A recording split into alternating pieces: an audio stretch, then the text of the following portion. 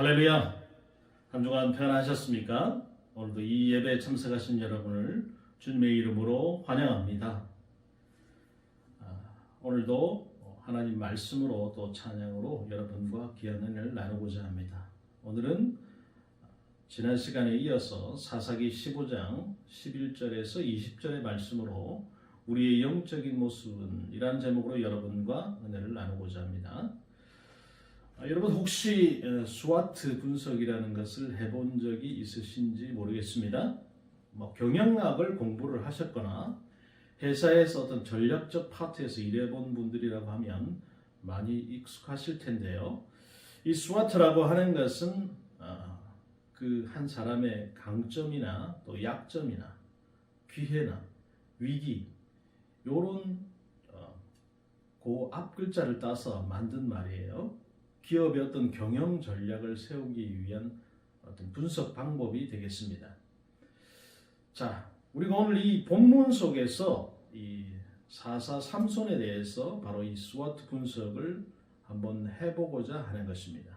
또 이를 통해서 오늘 말씀을 듣고 계시는 저나 또 여러분들의 그 자신의 어떤 영적인 강점이나 약점, 또 기회나 위기 요인도 함께 점검해보는 그런 시간이 되었으면 좋겠습니다.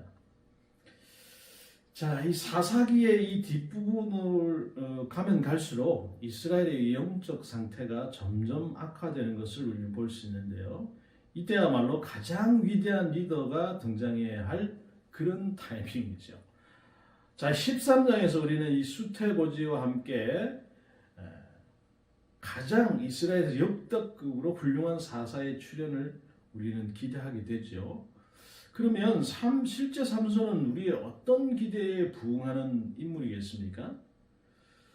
오늘 말씀에 1절, 2절 우리가 읽지는 않았습니다. 원래는 15장 전체를 다 읽어야 되지만 우리 읽지는 않았는데요. 삼손이 딥나에 내려가서 거기서 블레셋 사람의 딸들 중에서 한 여자를 보고 올라와서 자기 부모에게 말하여 이르되 내가 딥나에서 블레셋 사람의 딸들 중에서 한 여자를 보았사오니 이제 그를 맞이하여 내 아내로 삼게 하소서 하매라고 했어요. 삼손이 어느 날 딥나에 내려갑니다. 근데 가서 보니까 블레셋 사람의 딸들 중에 한 여자가 너무 이쁜 거예요. 그래서 한눈에 반해요. 그리고 집으로 돌아와서 부모에게 나 이 여자랑 무조건 결혼시켜 주십시오 이러면서 들이대는 거예요. 삼손이 이 여자에게 푹 빠진 이유는 단순합니다. 자신이 보기에 그녀가 너무 이뻤다라는 거죠. 이처럼 삼손은 이 관능에 지배받는 사람이에요. 심사숙고가 없이 보고 느끼는 대로 반응을 합니다. 눈에 보이는 것에 이끌려 행동하죠. 이러한 충동적인 면이 오늘 이 이야기와 더불어서 우리가 보게 될 구체적인 약점으로 이어져요. 자, 그의 부모가 그에게 이르되 내 형제들의 딸들 중에나 내 백성 중에 어찌 여자가 없어서 내가 할례받지 아니한 블레셋 사람에게 가서 아내를 맞으려 하느냐 하니 삼손이 그의 아버지에게 이르되 내가 그 여자를 좋아하오니 나를 위하여 그 여자를 데려오소서 하니라. 당연히 여러분 삼손의 부모는 결혼을 반대하겠죠. 하나님의 언약 밖에 있는 사람과의 결혼은 하나님이 금하신 일이기 때문에 그렇습니다. 게다가 삼손은 뭐죠? 평생 동안 나실인이고요. 이스라엘의 사사이기 때문에 더욱더 있을 수 없는 일이죠. 그러나 삼손은 이 부모의 조언과 권위를 무시합니다. 우리 시대에는 아들이 부모에게 말대꾸하는 것이 일반적이잖아요. 그런데 그 당시 문화적인 배경으로 보자면 이건 있을 수도 없는 일이에요. 이렇게 삼손은 그 누구의 가르침도 받으려 하지 않았다는 거예요. 자, 삼손은 충동적이고 정서적으로 미성숙하고 고집이 셉니다. 첫 등장부터 우리에게 무척 실망스러운 모습을 보여주죠. 우리는 생각해보는 거예요. 싹수가 뭐라구나. 아무래도 하나님께서 삼손을 도무지 쓰실 수 없겠다라는 생각을 우리는 가지게 되죠. 그러나 사사기 저자는 다음과 같은 의외의 코멘트를 덧붙입니다. 그때 블레셋 사람이 이스라엘을 다스린 까닭에 삼손이 틈을 타서 블레셋 사람을 치려 함이었으나 그의 부모는 이 일이 여호와께로부터 나온 것인 줄 알지 못하였더라 라고 4절에 말하고 있어요. 자, 여러분, 성경은 삼손이 블레셋 여인과 결혼하려고 하는 이 걷잡을 수 없는 욕망에 사로잡힌 이 일이 여호와께로부터 나왔다 라고 선포를 하는 거예요.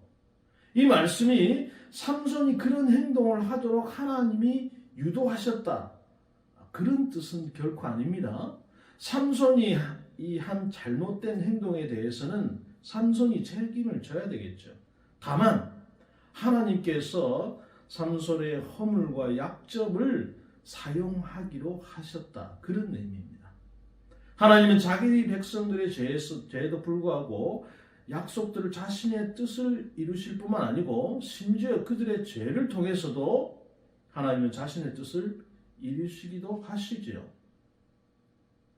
자, 하나님은 우리의 고정관념을 뛰어넘는 정말 기묘하신 하나님이십니다. 자, 그러면 하나님은 이런 삼손을 무엇을 위해 또 어떻게 사용하시고자 하는 것일까요? 이에 대한 답을 얻기 위해서는 이 당시의 블레셋 사람이 이스라엘을 지배한 방식을 우리가 살펴볼 필요가 있습니다. 블레셋의 지배는 이전의 이방 민족들의 그 이스라엘을 지배와는 조금 다른 점이 있습니다. 삼손의 이야기를 보면 블레셋 사람들과 이스라엘 사람이 서로 지역을 자유롭게 오가고 또 결혼도 하는 모습을 우리가 볼 수 있는데요. 블레셋 사람들이 이스라엘을 지배하기는 하지만 그들의 점령은 무척 평화로웠다는 거예요. 그래서인지 이스라엘은 블레셋 압제에서 구원해 달라고 부르짖지 않습니다. 그러니까 우리가 일제 36년의 강점기를 겪었잖아요.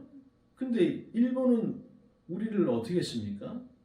민족 말살 정책을 사용해서 온갖 탄압을 다하고 자기들이 원하는 곳에 가서 노동을 다 시키고 전쟁에 참여시키고 온갖 악행을 다 행했잖아요. 근데 블레셋은 그렇게 하지 않는 거예요.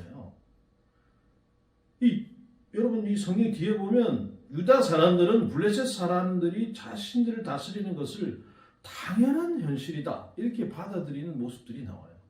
과거의 이방 민족의 지배는 어떤 군사적 정치적인 것이었기 때문에 이스라엘이 신음하고 괴로워했죠. 그러나 이제 이스라엘 사람들은 그들의 지배자에게 저항하지 않습니다. 왜냐하면 블레셋의 가치나 풍습이나 이 우상들을 완전히 받아들이고 순응했기 때문이에요. 심지어 블레셋에 앞선 이 문화를 사모하고 동경하는 이들도 적지 않았다는 거, 그게 그런 이유예요. 이것이 이스라엘이 얼마나 위험한지 아무리 강조해도 지나치지 않죠. 저 이스라엘은 두어 세대만 지나면 이제 자칫 블레셋에서 완전히 흡수될 수도 있었어요.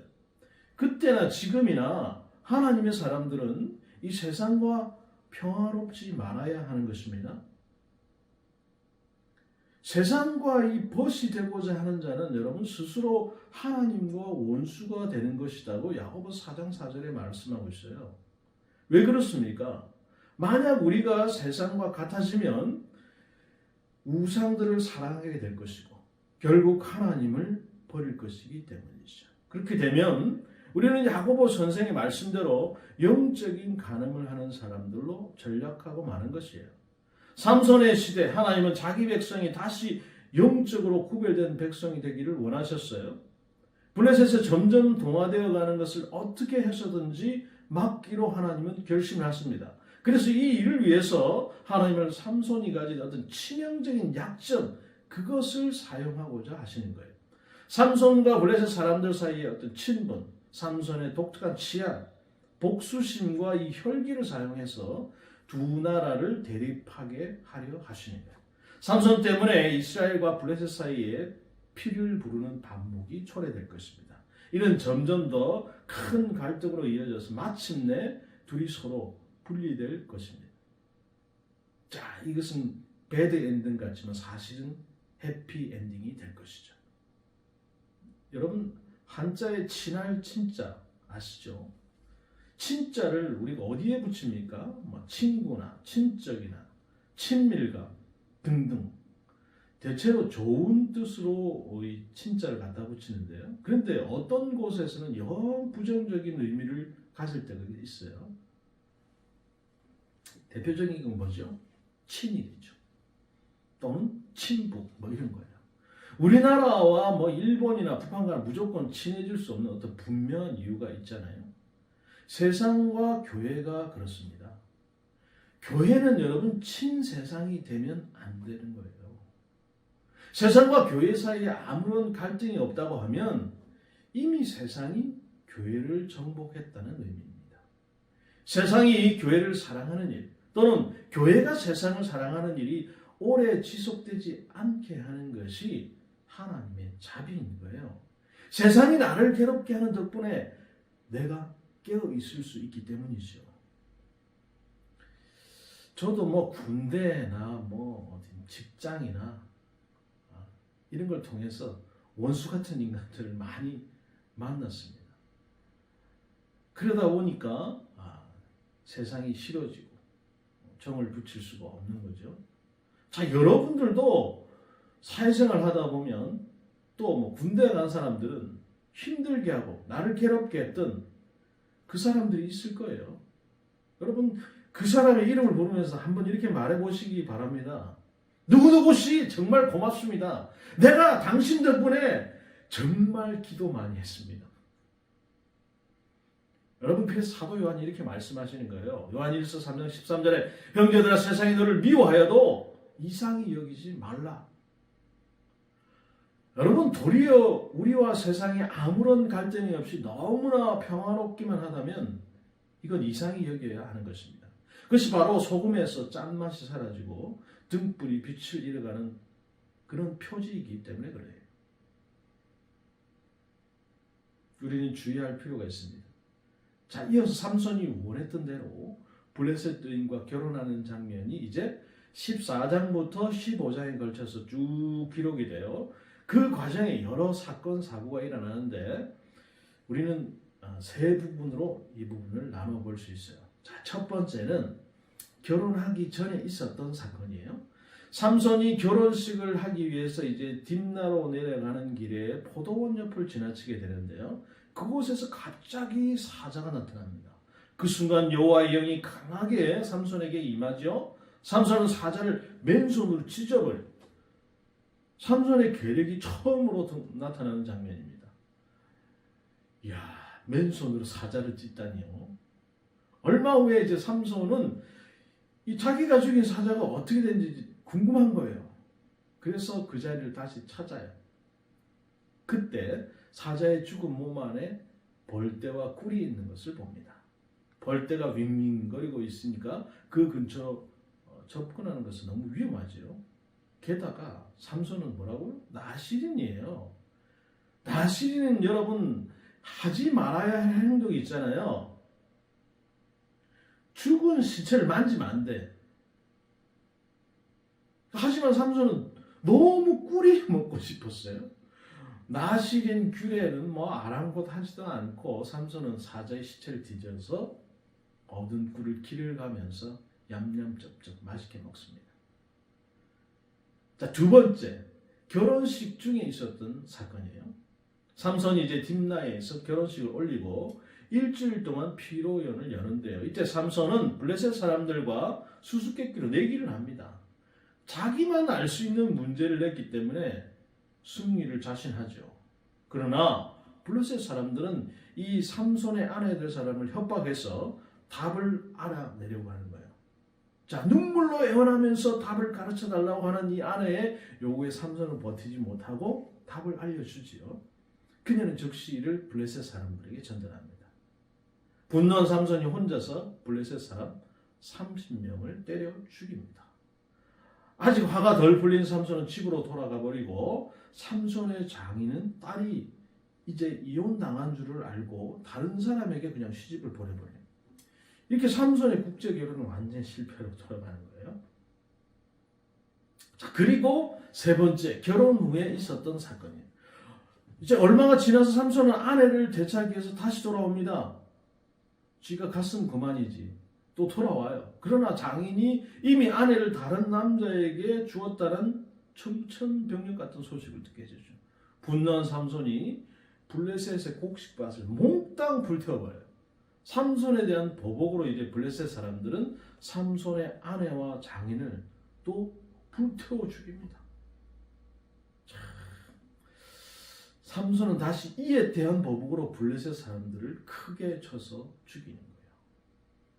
자, 여러분, 이 사건 속에서 올바로 행동한 사람은 아무도 없습니다.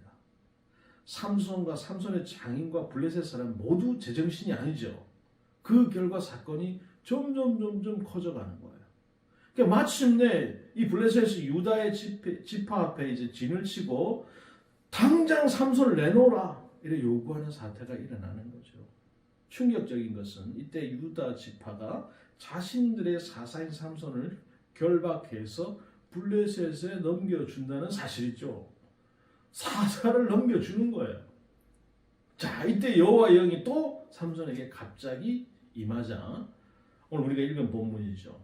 삼손이 결박을 손쉽게 끊습니다.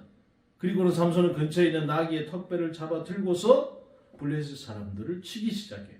무려 1000여 명의 블레셋 사람들이 삼손에 의해서 죽게 되죠. 혼자서 1000명을 일당 1000입니다. 100이 아니고. 자, 여러분, 우리는 이 세 가지 사건들 속에서 다음과 같은 동일한 내용이 반복되고 있다는 것을 발견할 수 있어요. 첫 번째는 사자보다 강한 삼손의 모습이죠.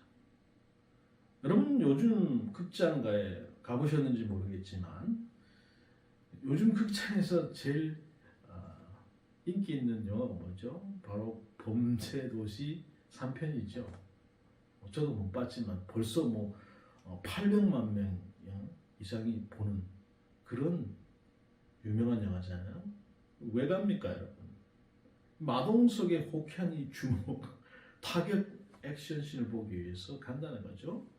자, 어떤 장면에서 이 얻어맞는 악당이 안쓰러워 보인다는 평도 있지만 하지만 이 천하의 마동석도 삼손 앞에서는 기가 죽을 수밖에 없는 그런 거죠. 삼손 맨손으로 어떻게 합니까? 사자를 그냥 찢어버리는, 혼자서 30명의 블레셋 장정을 쳐 죽이고 옷을 뺏고 나귀 턱뼈 하나로 1000명을 몰살시키고.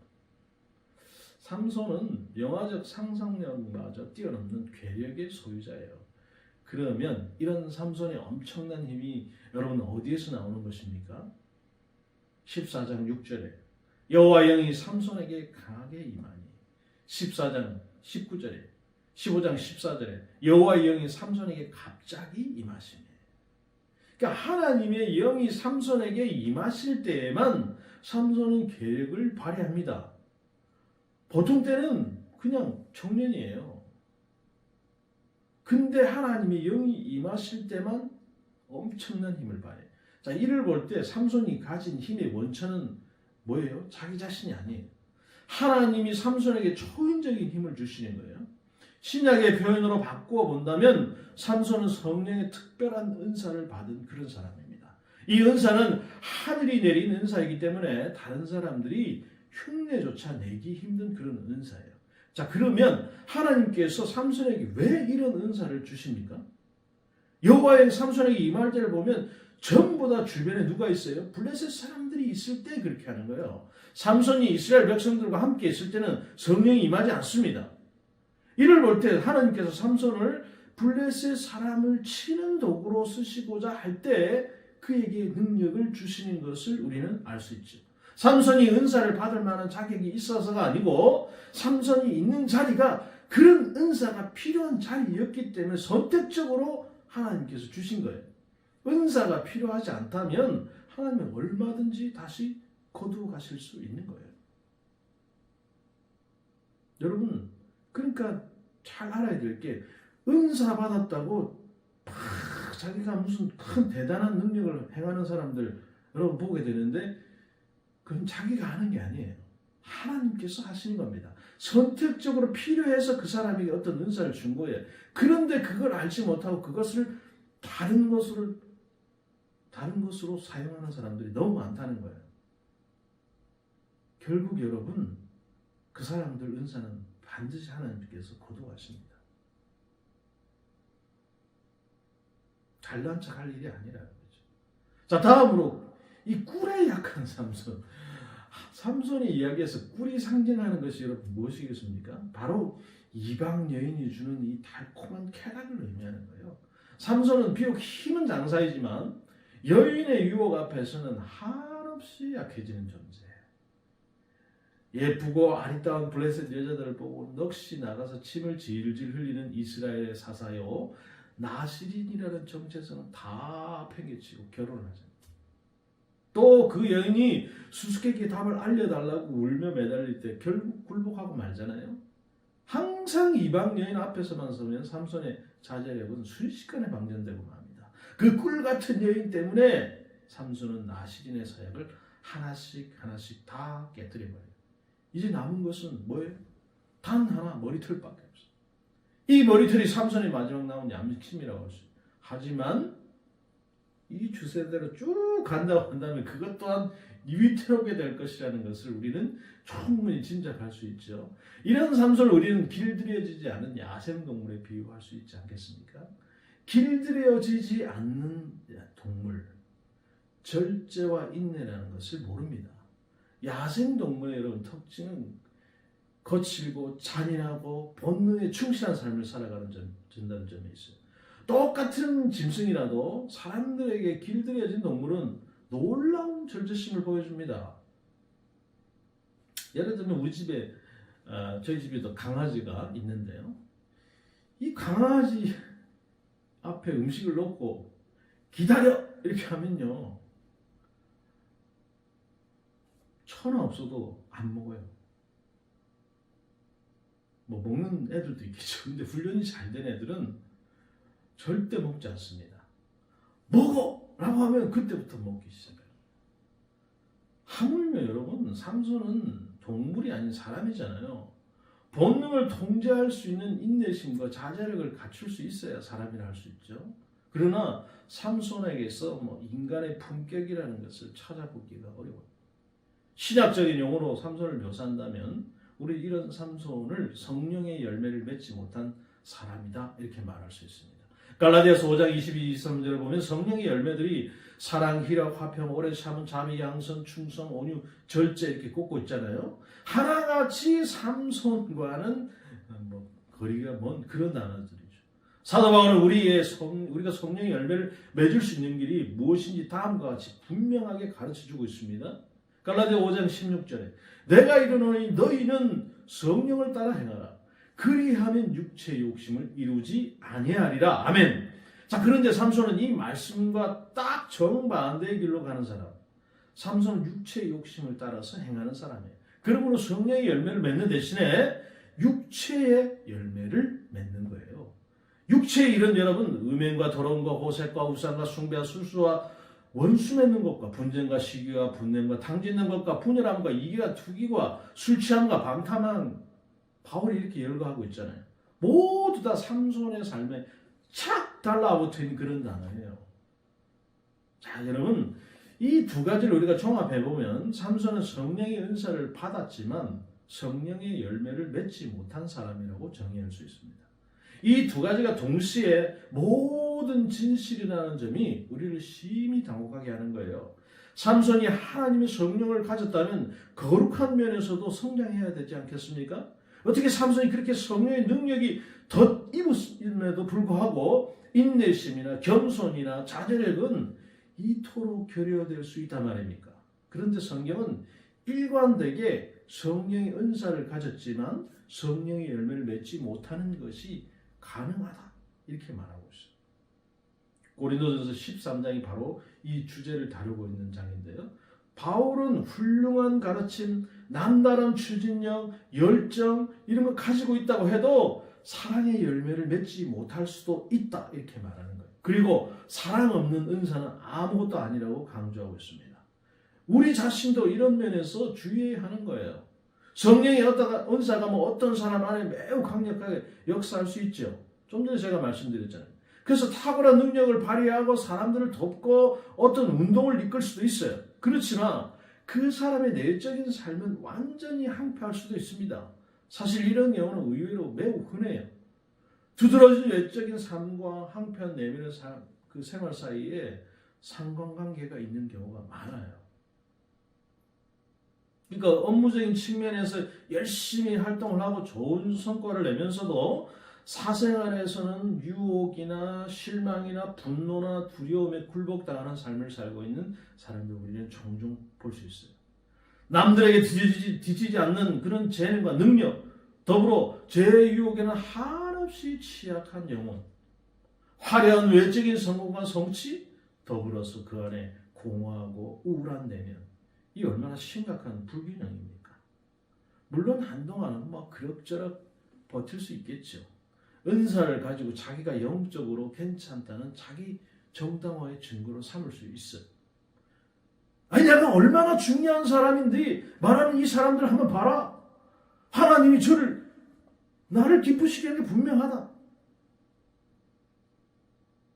하지만 여러분 결국 언젠가는 이 불균형을 감당하지 못하고 인생이 와르르 무너지는 순간이 올 수 있어요. 삼손처럼 쓰임 받기는 하되 결국 자신의 삶은 비극으로 끝나게 될지 모른다 이 말입니다. 그러면 어떻게 해야 이 불균형을 극복하고 우리가 온전함에 이룰 수 있겠습니까? 어떻게 해야 성령의 은사를 받아 누릴 수 있을 뿐만 아니고 성령의 열매가 맺히게 할 수 있겠습니까? 삼손은 다른 사사들과 다른 특징이 몇 가지가 있습니다. 그 특징이 뭐냐? 그는 늘 혼자라는 특징이 두드러져요. 그러니까 삼손은 조언을 받지 않습니다. 누가 옆에서 이렇게 해라 이렇게 하면 대단히 싫어요. 뿐만 아니고 절대로 다른 사람과 함께 팀을 이루어서 일을 하지 않습니다. 삼손은 늘 독불장군이에요. 이것이 바로 내적인 분열로 고통을 받으면서도 외적인 모습에만 초점을 맞추게 만드는 조건이 되는 거예요. 아무도 가까이서 여러분 우리의 영적인 삶을 지켜봐주고 돌봐주지 않고 영적인 삶에 대해서 격려해주지 않고 도전을 주지도 않는다고 생각해 보세요. 어떻게 되겠습니까? 대단히 고독한 영성을 가지게 되겠죠. 우리는 고독한 방랑자의 영성을 지향해야 합니다. 다른 성도들과 친밀한 교제야말로 내면 생활과 외적인 삶이 온전히 통합될 수 있는 최고의 방법이죠. 우리의 믿음이라고 하는 것이 여러분 우리가 뭐 절에 다니는 저기 중들처럼 혼자 수련하고 도 닦아서 뭐 특별한 경지에 오르는 그런 게 아닙니다. 기독교의 영성이라고 하는 것은 함께하는 영성. 그리고 아무리 하고 싶은 것이 많고 할 일이 많아도 주님과 함께하는 시간을 갖는 영성. 그 믿음이 중요해요. 삼손은 온갖 일을 다 저지르고 다니면서도 하나님을 찾는 모습은 거의 나오지 않습니다. 지가 필요할 때만 하나님 불러요. 딱 한 번 목말라 죽을 지경에 대해서 하나님 찾잖아요. 삼손은 사람과의 교제도 부재하지만 주님과의 교제도 없었던 사람이에요. 사랑하는 여러분, 기도 생활이라고 하는 것은 우리의 영적 건강을 잴 수 있는 최고의 척도입니다. 여러분 꾸준히 기도하고 계십니까? 기도하시면 즐거우십니까? 기도하시면서 뭐 말만 하는 게 아니라 듣기도 하고 배우기도 하고 그렇게 하고 계십니까? 아니면 삼손처럼 평소에는 안 하다가 최후의 수단으로 여러분 기도하십니까? 기도를 하긴 하는데 그 기도마저도 오로지 자신과 자신의 영달과 욕망을 위해서만 여러분 기도하고 계시지는 않습니까? 여러분 오늘 이 삼손의 얘기를 통해서 여러분 다시 한번 돌아보십시오. 사랑하는 성도 여러분, 우리를 온전한 삶으로 이끄시기 위해서 십자가에 죽으신 분이 누구십니까? 그렇습니다. 예수 그리스도 우리 구주. 우리 모두 삼손처럼 혼자가 되지 맙시다. 성도의 그 공동체와 함께하고 무엇보다 주님과 여러분 함께 하십시오. 이렇게 함으로써 저뿐만 아니고 여러분들 또 우리 예수 은혜 교회가 성령의 응사도 풍성하고 성령의 열매도 풍성한 교회가 될 수 있을 것이라고 생각합니다. 자, 오늘 말씀을 다시 정리해 봅니다. 오늘 삼손을 통해서 우리는 그가 가지고 있던 어떤 약점들 또 강점들을 보게 되는 건데, 여러분들은 오늘 이 말씀을 보면서 나에게는 어떤 약점이 있고 어떤 강점이 있는지 다시 한번 생각해 보시기 바랍니다. 정말 하나님께서 나에게 큰 은사를 주셨는데 그 은사를 제대로 사용하지 못하고 있는 분들은 계시지 않습니까? 또 하나님께서 여러분을 제대로 쓰시고자 하는데도 불구하고 그 말씀을 기울이지도 않고, 또 나는 얼마나 하나님과 교제를 많이 하고 있는지, 내 주변에 있는 성도들과는 얼마나 많은 교제를 하고 있는지 다시 한 번 더 생각해 보시기 바랍니다. 그랬을 때 우리의 삶이 더욱더 풍성해지고 하나님과의 그 교제를 통해서 또 성도들과의 교제를 통해서 하나님께서 우리에게 주시고자 하는 그 은혜와 축복들이 있는 줄로 믿습니다. 그리고 여러분 각 사람의 그 능력과 품격, 그것을 모두 갖춘 하나님의 백성으로 살아갈 수 있기를 주님의 이름으로 축복합니다. 다시 한 번 더 여러분 이 말씀을 통해서 여러분의 강점과 약점들을 체크해 보시는 귀한 시간이 되셨으면 좋겠습니다. 그래서 더욱더 하나님께서 쓰시고자 할 때 제대로 쓰임받는 저와 여러분 우리 예수 은혜 교회가 되기를 주님의 이름으로 축복합니다. 기도합시다. 거룩하신 주님, 그렇습니다. 오늘 삼손의 이야기를 통해서 우리는 그가 가진 약점들을 보았습니다. 그럼에도 불구하고 하나님께서 그를 쓰시고자 하실 때 그 약점을 통해서 하나님께서는 자신의 일을 행하시는 것을 보게 되었습니다. 우리 또한 우리 안에 있는 약점들이 많이 있을 것입니다. 그러나 그 약점들이 그냥 약점이 아니고 하나님의 사역 가운데 온전히 쓰임받는 약점들이 되기를 원합니다. 또한 그 강점들이 정말 더 드러나서 하나님의 사역, 하나님 나라 확장 가운데 더 크게 쓰임받기를 원합니다. 그럼에도 불구하고 우리가 하나님께서 주신 그 은사를 제대로 알지 못하고 하나님께서 은사를 주셨음에도 그걸 알아채지 못하고 삼손과 같이 세상과 영합하고 세상에 물들어서 살아가는 우리의 모습들을 다시 한번 보게 되는 것입니다. 거룩하신 주님, 우리를 다시 정결케 하시고 우리의 생각과 우리의 마음을 더욱더 정결케 하셔서 성도의 교제, 하나님과의 교제, 기도와 찬양, 그것들을 통해서 더욱더 주님 앞에 나아가고 하나님께서 언제든지 쓰시고자 하실 때 제대로 쓰임받는 그런 삶을 살아내는 우리 모두가 다 될 수 있도록 주님 역사해 주시고 인도하여 주옵소서. 그래서 더욱더 많은 하나님의 사역 가운데 참여할 수 있는 우리와 우리 예수 은혜 교회가 될 수 있도록 주님 역사에 주옵소서. 감사를 드리며 우리 주 예수 이름 받들어 기도드리옵나이다. 아멘. 감사합니다. 그렇습니다, 여러분.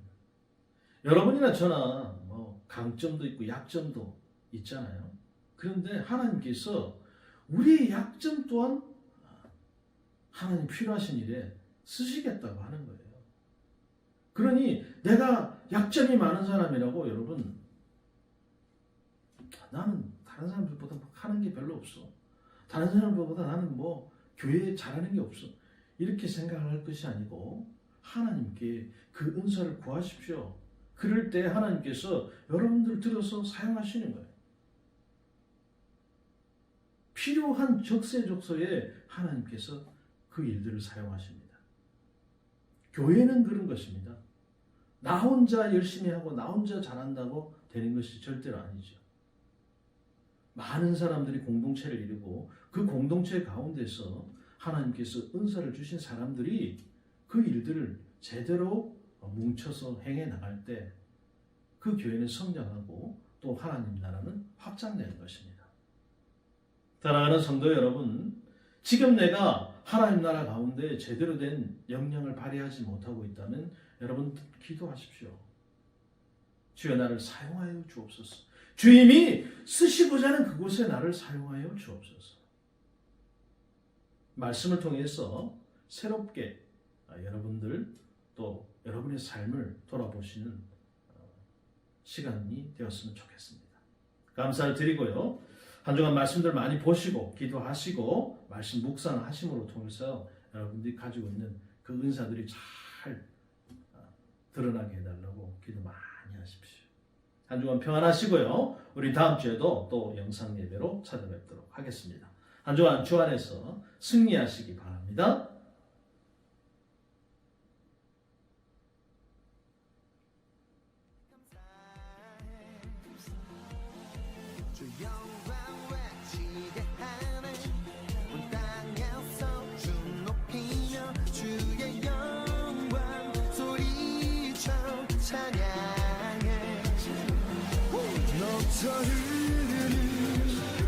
용서받은 영혼 이제 주를 보내 우린 멈출 수 없어 우리는 춤추는 세대들이 주 크신 자비로 춤추리라 주의 자비로